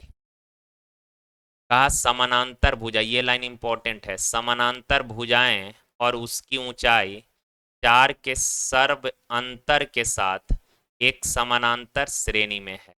यानी कि भाई समानांतर भुजा है ये, जैसे ये दोनों समानांतर भुजा है ना, ये समानांतर भुजा, और इसका जो ऊंचाई है, इसका जो ये हाइट है, ये तीनों चीज चार के कॉमन डिफरेंस पर है, सार्वंतर में है, यानी चार चार के कॉमन डिफरेंस पर है। और ऊंचाई जो है ये सबसे बड़ा पद है, हाइट सबसे बड़ा है। क्लियर है बात? अच्छा, चार चार के गैप पे तीन चीज लेना है। मान लेते हैं पहला नंबर एक्स है तो दूसरा इससे चार ज्यादा, चूंकि चार चार का गैप होना चाहिए, तीसरा इससे चार ज्यादा, एक्स प्लस आठ हो जाएगा। और भाई इन तीनों में से सबसे बड़ा टर्म जो है वो कहा हाइट है, तो सबसे बड़ा कौन है? एक्स प्लस आठ। ये एक्स प्लस आठ हाइट हो गया, और ये छोटा एक्स है और ये उससे बड़ा है, तो एक्स प्लस। क्लियर हो गया? अब आगे सवाल में इसने बोला यदि समलंब का एरिया 160 है। आप सबको पता है समलंब चतुर्भुज का एरिया क्या होता है, हाफ गुना समानांतर भुजा का योग। तो इन दोनों को अगर ऐड करेंगे, ये हो जाएगा 2x+4 आई इंटू हाइट एक्स प्लस। ये समलंब का एरिया होता है। लेकिन भाई एरिया दे रखा है सवाल में कितना, 180।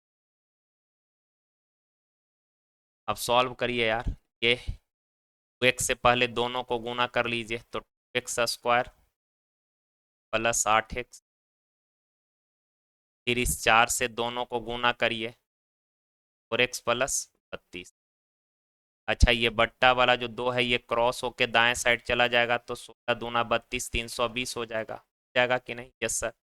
ये हो गया 2x² प्लस 8×4 12x और प्लस बराबर में 320। अच्छा देखिए, तो दो साइड दो कॉमन होगा क्या? यस, दो कॉमन होगा। भाई दो से अगर सबको काट देंगे, दो से सबको काटिएगा तो ये हो जाएगा x² प्लस 6x प्लस 16 बराबर 160। अब 160 इधर लेकर आइए, इधर लिख। अच्छा सवाल है ये, थोड़ा कैलकुलेटिव है। तो x² प्लस 6x, 160 इधर आके माइनस हो जाएगा, तो 16 माइनस 160 माइनस का 100 बराबर 0।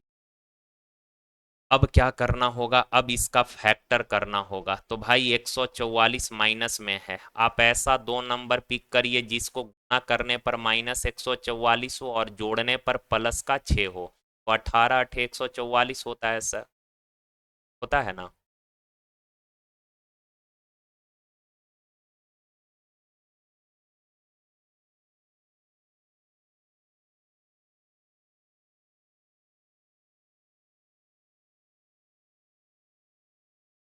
देखिए आज फिर गलती हो, यहाँ पे आप लोग समझ गए हो।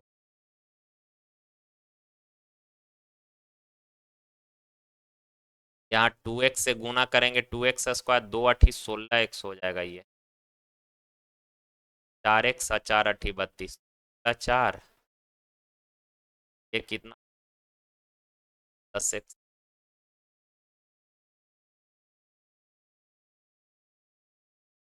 ठीक है, ये 10x हो। वैसा दो नंबर जिसको गुना करने पर 144 और जोड़ने पर एक 10 हो, ऐसा दो नंबर 18 अठे 144। लेकिन ये गुना करने पर माइनस 144 होना चाहिए और जोड़ने पर +10 होना चाहिए। एक होगा 18 और एक वैल्यू होगा माइनस का 8, यही दो वैल्यू होगा ना। अब भाई आपको x का वैल्यू अगर लिखना है ना, तो यहाँ जो भी साइन आया है उसको चेंज करके, +18 है तो -8, और -8 है तो ये +8 हो जाएगा। माइनस पॉसिबल नहीं है, क्योंकि यहाँ पे साइड का लेंथ कभी भी निगेटिव हो सकता है। नहीं सर, तो निगेटिव नहीं होगा, यानी कि पॉजिटिव होगा, अर्थात एक्स का वैल्यू +8 है। सवाल कहा कि समानांतर, सबसे बड़ी समानांतर भुजा की लंबाई और सबसे छोटी समानांतर भुजा की लंबाई का अनुपात। तो सबसे बड़ी समानांतर भुजा ये है, कितना हो जाएगा ये? 8×4 = 12। और छोटी समानांतर भुजा x है, यानी कि 8। बड़ी समानांतर भुजा 12 है और छोटी समानांतर भुजा 8 है। इनका रेशियो इन और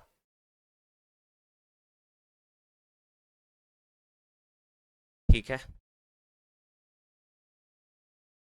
अब ये देखें यार, का एक धनराशि को जब 12%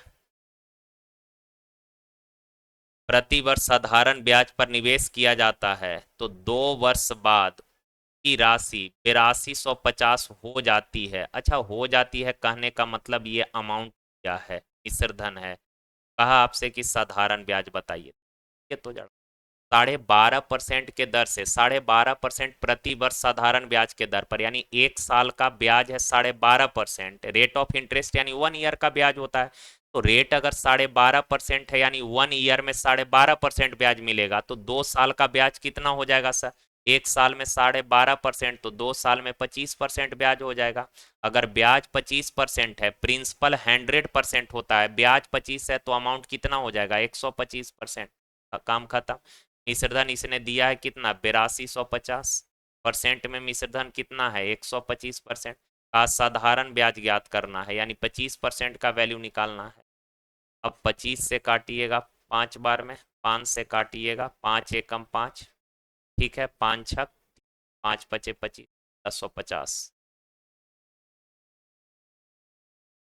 ये देखिए, कहा एक दीवार से, भाई एक दीवार से लगी एक सीढ़ी का उन्नयन कोण 45 डिग्री है। दीवार से ये सीढ़ी लगा हुआ है। घर में ऐसे ही सीढ़ी न लगाते हैं, आके रख दिया। अब का ये सीढ़ी जो है 45 एक दीवार से लगी एक सीढ़ी का उन्नयन कोण 45 डिग्री है। ये जो एंगल ऑफ एलिवेशन है ये कितना डिग्री है? 45 डिग्री। सीढ़ी की लंबाई 12 मीटर है। सीढ़ी का लंबाई है भाई 12 मीटर। तो कहा दीवार और सीढ़ी के निचले भाग के बीच की दूरी, ये दीवार का निचला भाग है, ये दीवार और सीढ़ी का जो ये निचला हिस्सा है इसका डिस्टेंस आपसे क्या काम? 45 डिग्री है तो टेन 45 1/1 होता है, तो लंब 1 होगा, आधार भी 1 होगा भाई। अगर ये 1 1 है तो ये कितना हो जाएगा? काम खत्म। तो √2 यूनिट बराबर 12 है, तो 1 यूनिट बराबर क्या होगा? 6√2। ठीक है। तो कहा इसका डिस्टेंस बताइए, सीढ़ी और दीवार के निचले हिस्सा के बीच का दूरी, तो 1 यूनिट, तो 1 बराबर क्या हो जाएगा? 6√2।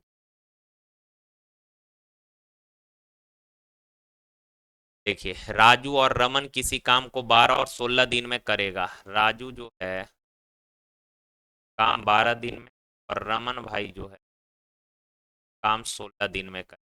Total work 48, 12 × 4 = 48, 16। कहा यदि वे राजू से शुरू करके एकांतर दिन पर काम करे, यानी कि राजू काम शुरू करता है तो पहला दिन राजू करेगा, तो अगला दिन कौन करेगा? रमन। फिर अगला दिन कौन करेगा? राजू करेगा। अल्टरनेट ऑर्डर में करना है, फिर अगला दिन रमन करेगा, यानी इसी ऑर्डर में काम होगा। तो आप देखिए, तो क्या हर 2 दिन पर सेम साइकिल रिपीट करेगा? Yes sir. हर 2 दिन पर भाई सेम साइकिल रिपीट करेगा, तो केवल 2 दिन पकड़ लेते हैं अपना। बताइए, पहला दिन अगर राजू आएगा कितना काम करेगा? 4। दूसरा दिन रमन आएगा कितना काम? 3। यानी 4 और 3 7 काम हो गया कितने दिन में? दिन में। भाई करना है 48 काम, तो 7 का ऐसा मल्टीपल देखिए जो 48 के करीब होगा। 7 × 7 = 49, तो ज्यादा ना हो जाएगा? 7 × 6 = 42। भाई इधर 6 से गुना कर लेते हैं तो इधर भी 6 से, यानी कि 42 काम हो गया कितने दिन में? 12 दिन।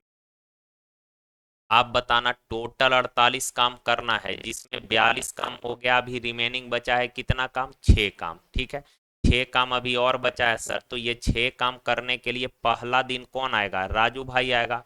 और राजू तो एक दिन में 4 काम ही करता है। ठीक है, तो राजू आया, 4 काम कर दिया, एक दिन लगा।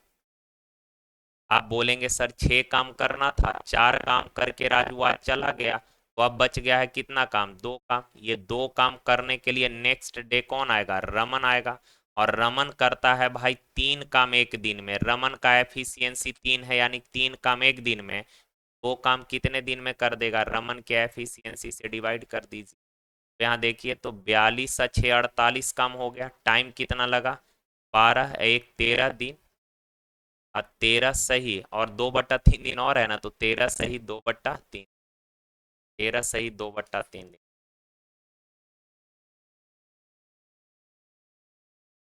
ये आप लोग कर लेंगे। दो संख्या का योग दिया है, मान लेते हैं एक्स और वाई दो नंबर है, इनका योग है 32।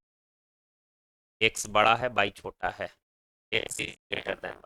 आगे कहा भाई कि इनमें से एक संख्या दूसरी संख्या से 18 ज्यादा है, एक संख्या दूसरी से 18 ज्यादा है, यानी इन दोनों का डिफरेंस अधिक या कम का मतलब डिफरेंस ही होता है। और डिफरेंस जब भी निकालेंगे आप बड़ा में से छोटा को घटाएंगे, यानी कि बड़ा में से छोटा घटाइएगा तो डिफरेंस 18 का है।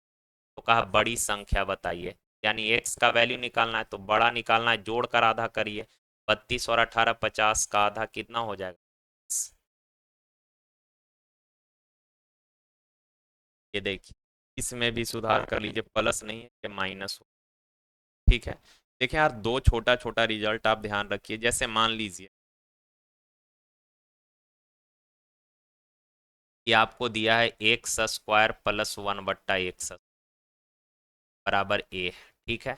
पावर डिक्रीजिंग वाला चीज है, इसमें दो चीज हो, तीन चीज ध्यान में रखना होता है। एक, पावर इंक्रीज कर रहा हो तो क्या करना है, पावर डिक्रीज कर रहा हो तो, या सेम पावर रह रहा है तो यहाँ पावर जैसे मान लीजिए डिक्रीज हो रहा है, यानी एक्स प्लस 1/x निकालना है, या एक्स माइनस 1/x निकालना है। तो पावर हाफ हो रहा है, यहाँ पावर कितना है, दो। यहाँ पावर कुछ नहीं, यानी कि पावर 1 है। तो पावर जब भी हाफ होगा ना, पावर हाफ करेंगे और प्लस वाला निकालेंगे ना, प्लस वैल्यू निकाल रहे होंगे, पावर हाफ कर रहे हैं और प्लस वैल्यू निकाल रहे हैं, भाई दो जोड़ कर वर्गमूल कर देना। ठीक है। और अगर माइनस वाला निकाल रहे होंगे तो दो घटा कर वर्गमूल कर दीजिए। कह रहे बात। जैसे आपको अगर हम बोले कि x square plus 1/x square बराबर, मान लीजिए भाई आपको कुछ ही दिया है यार, 23 दिया है। अब यहाँ से दो चीज निकालना है। एक एक्स प्लस 1/x निकाल रहे हैं, पावर हाफ हो गया तो दो कर वर्गमूल, तो 23 और दो 25, 25 का वर्गमूल कितना हो जाएगा, 5 हो जाएगा। और अगर x माइनस 1/x निकाल रहे हैं, माइनस वाला निकालेंगे तो घटा कर वर्गमूल, तो 23 में से दो गया 21, 21 का वर्गमूल क्या हो जाएगा, √अंडर 21। क्लियर है। मान लीजिए कहीं दिया है एक्स के पावर 4 प्लस 1/x के पावर 4 बराबर 194। ठीक है। अगर आपसे बोले एक्स स्क्वायर प्लस, सॉरी 194 लिख, x square plus 1/x square क्या होगा बताइए। तो आप बताइए, यहाँ पावर 4 है, यहाँ पावर 2 है, पावर हाफ हो रहा है क्या, यस सर। अब पावर हाफ हो रहा है तो दो जोड़ कर वर्गमूल कर दीजिए, तो 194 में दो जोड़िएगा 196 का वर्गमूल क्या हो जाएगा। ठीक है। तो ध्यान रखेंगे कि सर पावर अगर हाफ हो रहा होगा, प्लस वाला निकालेंगे दो जोड़कर वर्गमूल, माइनस निकालेंगे दो घटाकर वर्गमूल। मान लीजिए कि ये दिया है और आप निकालना चाह रहे हैं x square minus 1/x square, minus वाला निकाल रहे हैं, पावर हाफ है ना, यहाँ 4 है और यहाँ पावर 2 है, पावर हाफ हो रहा है तो दो घटाकर वर्गमूल कर देंगे, 194 माइनस 2 100। इतना बात आप समझ गए। एक चीज तो आप समझ गए कि सर पावर अगर हाफ हो रहा होगा, प्लस वाला वैल्यू निकाल रहे होंगे तो दो कर वर्गमूल कर लेंगे, और माइनस वाला वैल्यू निकालेंगे तो दो हटाकर वर्गमूल कर लेंगे। पूरा समझ। जैसे मान लीजिए एक्स प्लस 1/x बराबर अगर दिया है ए, और आपको निकालना है x³ प्लस 1/x³, पावर तीन गुना हो रहा है, यहाँ एक है यहाँ तीन है, तो पावर जब तीन गुना हो रहा होगा, प्लस वाला निकाल रहे होंगे तो a³ - 3 ये हो जाएगा। और अगर x माइनस 1/x बराबर a दिया है और आपको निकालना है x³ माइनस 1/x³, यहाँ भी पावर एक है तो यहाँ तीन है, तीन गुना हो रहा है, करके 3 ये जो। क्लियर है ना बात, हो जाएगा। चलिए देखिए यार,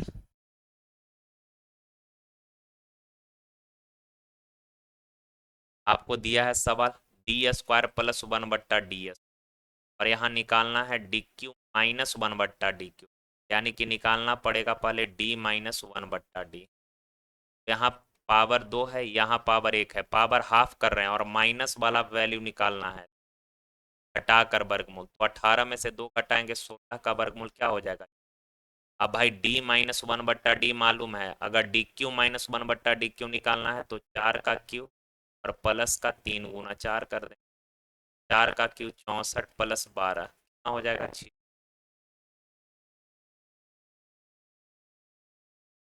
ये देखिए, कहा एक कार 5 घंटे में 275 किलोमीटर दूरी तय करता है, तो 5 घंटे में अगर 275 किलोमीटर गया तो स्पीड क्या हो जाएगा, डिस्टेंस अपॉन टाइम, 5 से डिवाइड करेंगे तो 55 किलोमीटर पर आवर उसका स्पीड।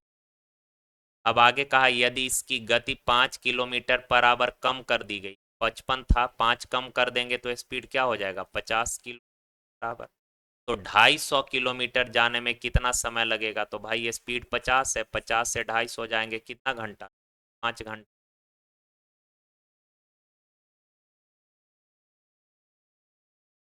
ये देखिए, इसका मूल निकालना है, इस आज समीकरण का क्या निकालना है, यानी मूल कहने का मतलब आप सॉल्व करके एक्स का वैल्यू बताएं। भाई यहाँ पर पी है तो पी, आप देखिए तो पहले 6 × 6 ये कितना हो जाएगा, 36, माइनस का 36, 6 माइनस में, 6 × -6 -का 36। अब आप 36 का ऐसा दो फैक्टर निकालिए जिसको गुना करने पर तो -36 और जोड़ने पर -5 हो, ऐसा दो नंबर जिसको गुना करें तो -36, जोड़े तो -5, ऐसा दो नंबर हो जाएगा भाई -9 4। ठीक है, यही दो भाई, -9 × 4 -36, -9 + 4 -5। अब p का वैल्यू निकालना है तो जो भी फैक्टर का साइन है उसको चेंज करके लिख, यानी +9, और साथ के साथ पी स्क्वायर के कॉफिशिएंट से डिवाइड, अगर कुछ नहीं होता है 1 होता है तो भाग देने से कोई फर्क नहीं पड़ता है, यहाँ पर कॉफिशिएंट 6 है तो 6 से डिवाइड, यहाँ +4 है तो -4, 6 से डिवाइड, काटेंगे भाई तो एक आ जाएगा 3/2, और यहाँ काटिएगा तो दूसरा फैक्टर, दूसरा मूल आ जाएगा -2, 3/2 और -2। ये देखिए, कहा लोगों के एक समूह में पुरुष, महिला और बच्चे शामिल हैं, मेल हैं, फीमेल हैं और बच्चे हैं। तो भाई टोटल पॉपुलेशन मान लेते हैं 100 है, टोटल कितना है 100। कहा मेल 40% है, यानी 40 तो मेल है, 35% यानी 35 फीमेल है, 40 35 75, तो बॉयज कितना। अब कहा है कि सर इनका औसत वजन, मेल का जो औसत वजन है वो 70 kg है, फीमेल का औसत वजन 60 kg है, और बॉयज का औसत वजन 30 kg। ये जो संख्या इतना बड़ा बड़ा दिख रहा है इसका आप रेशियो निकाल लीजिए यार, कैलकुलेशन आसान हो जाएगा। 5 से 8 बार में, 5 से 7 बार में, और 5 से संख्या का रेशियो ले। अब आप बताइए, 8 आदमी का औसत 70 है तो टोटल कितना हो जाएगा 500। 7 लोगों का एवरेज 60 है तो टोटल कितना हो जाएगा 400। 5 लोगों का औसत 30 है तो टोटल कितना 150, और बट्टा में total number of candidate. Average निकालने के लिए क्या करना होता है, सभी संख्याओं के योग में टोटल नंबर से डिवाइड करना, तो 8 7 15 5 20, सबको ऐड करेंगे, 5 2 7 6 13, 5 4 9 10 1 11, और बट्टा में 20, बटेगा 2 से काटेंगे 2 बचे 10, 2 12, 2 1 पॉइंट। ये देखिए, कहा एक पिता और उसके पुत्र की वर्तमान आयु का योग 80 है, 8 वर्ष पहले पिता की आयु की पुत्री के आयु की 7 गुनी। देखें भाई, कहा कि 8 साल पहले, 8 ईयर एगो, 8 साल पहले फादर का जो एज है कि डाउटर के एज से, पुत्री के एज से 7 गुना, डाउटर का एज अगर 1 है तो फादर का एज। अच्छा, यहाँ पर उम्रों का जो योग दिया है 80 साल, ये कब का है, तो आप बोलेंगे सर प्रेजेंट का, लेकिन ये रेशियो तो 8 साल पहले का है सर, तो उम्रों का योग भी 8 साल पहले का निकाल लेते हैं भाई। अगर प्रेजेंट में उम्र का योग 80 है, 8 साल पहले का निकालना चाहते हैं तो फादर का भी 8 साल कम करिए, बेटी का भी 8 साल कम करिए, तो 8 और 8 है 16 साल कम करिएगा, तो 16 कम करेंगे तो 8 साल पहले दोनों का योग कितना होगा 64, रेशियो में कितना है 8, 8 यूनिट बराबर कितना है 64, तो 1 यूनिट बराबर 8। कहा है कि अब से 8 साल बाद पुत्री की आयु, तो पहले पुत्री का एज बताइए, तो 1 यूनिट का वैल्यू कितना होगा 8 साल, यानी 8 साल पहले डाउटर का एज जो है 8 साल है, तो कहा अब से 8 साल बाद, अब यानी प्रेजेंट से 8 साल बाद बेटी का एज क्या होगा, तो भाई प्रेजेंट एज पहले लेकर आएंगे तो 8 ऐड कर दीजिए, ये परसेंट एज आ गया, इसमें अगेन 8 ऐड कर देंगे तो ये 8 साल बाद का आ जाएगा, यानी 8 साल बाद कितना एज हो जाए। ऑप्शन नंबर, इसका एचसीएफ निकालना है, कितना आसान सवाल है। इन दोनों नंबर का एचसीएफ, तो ऐसा नंबर ढूंढिए जो दोनों को काट दे। मैक्सिमम होना चाहिए, महत्तम यानी हाईएस्ट कॉमन फैक्टर। तो भाई 12 भी काट देगा, 36 साफ दिख रहा है, 36 सबसे बड़ी से बड़ी संख्या 36 काटेगा। क्लियर है बात। चलें यार, आज के लिए यहीं तक मेरे प्यारे भाई, थैंक यू, धन्यवाद। अब ये सेट समाप्त हुआ, और आप जितने भी लोग वीडियो को देखेंगे सभी लोग वीडियो को लाइक कर लीजिएगा भाई, ठीक है। चलिए, नाइट सभी।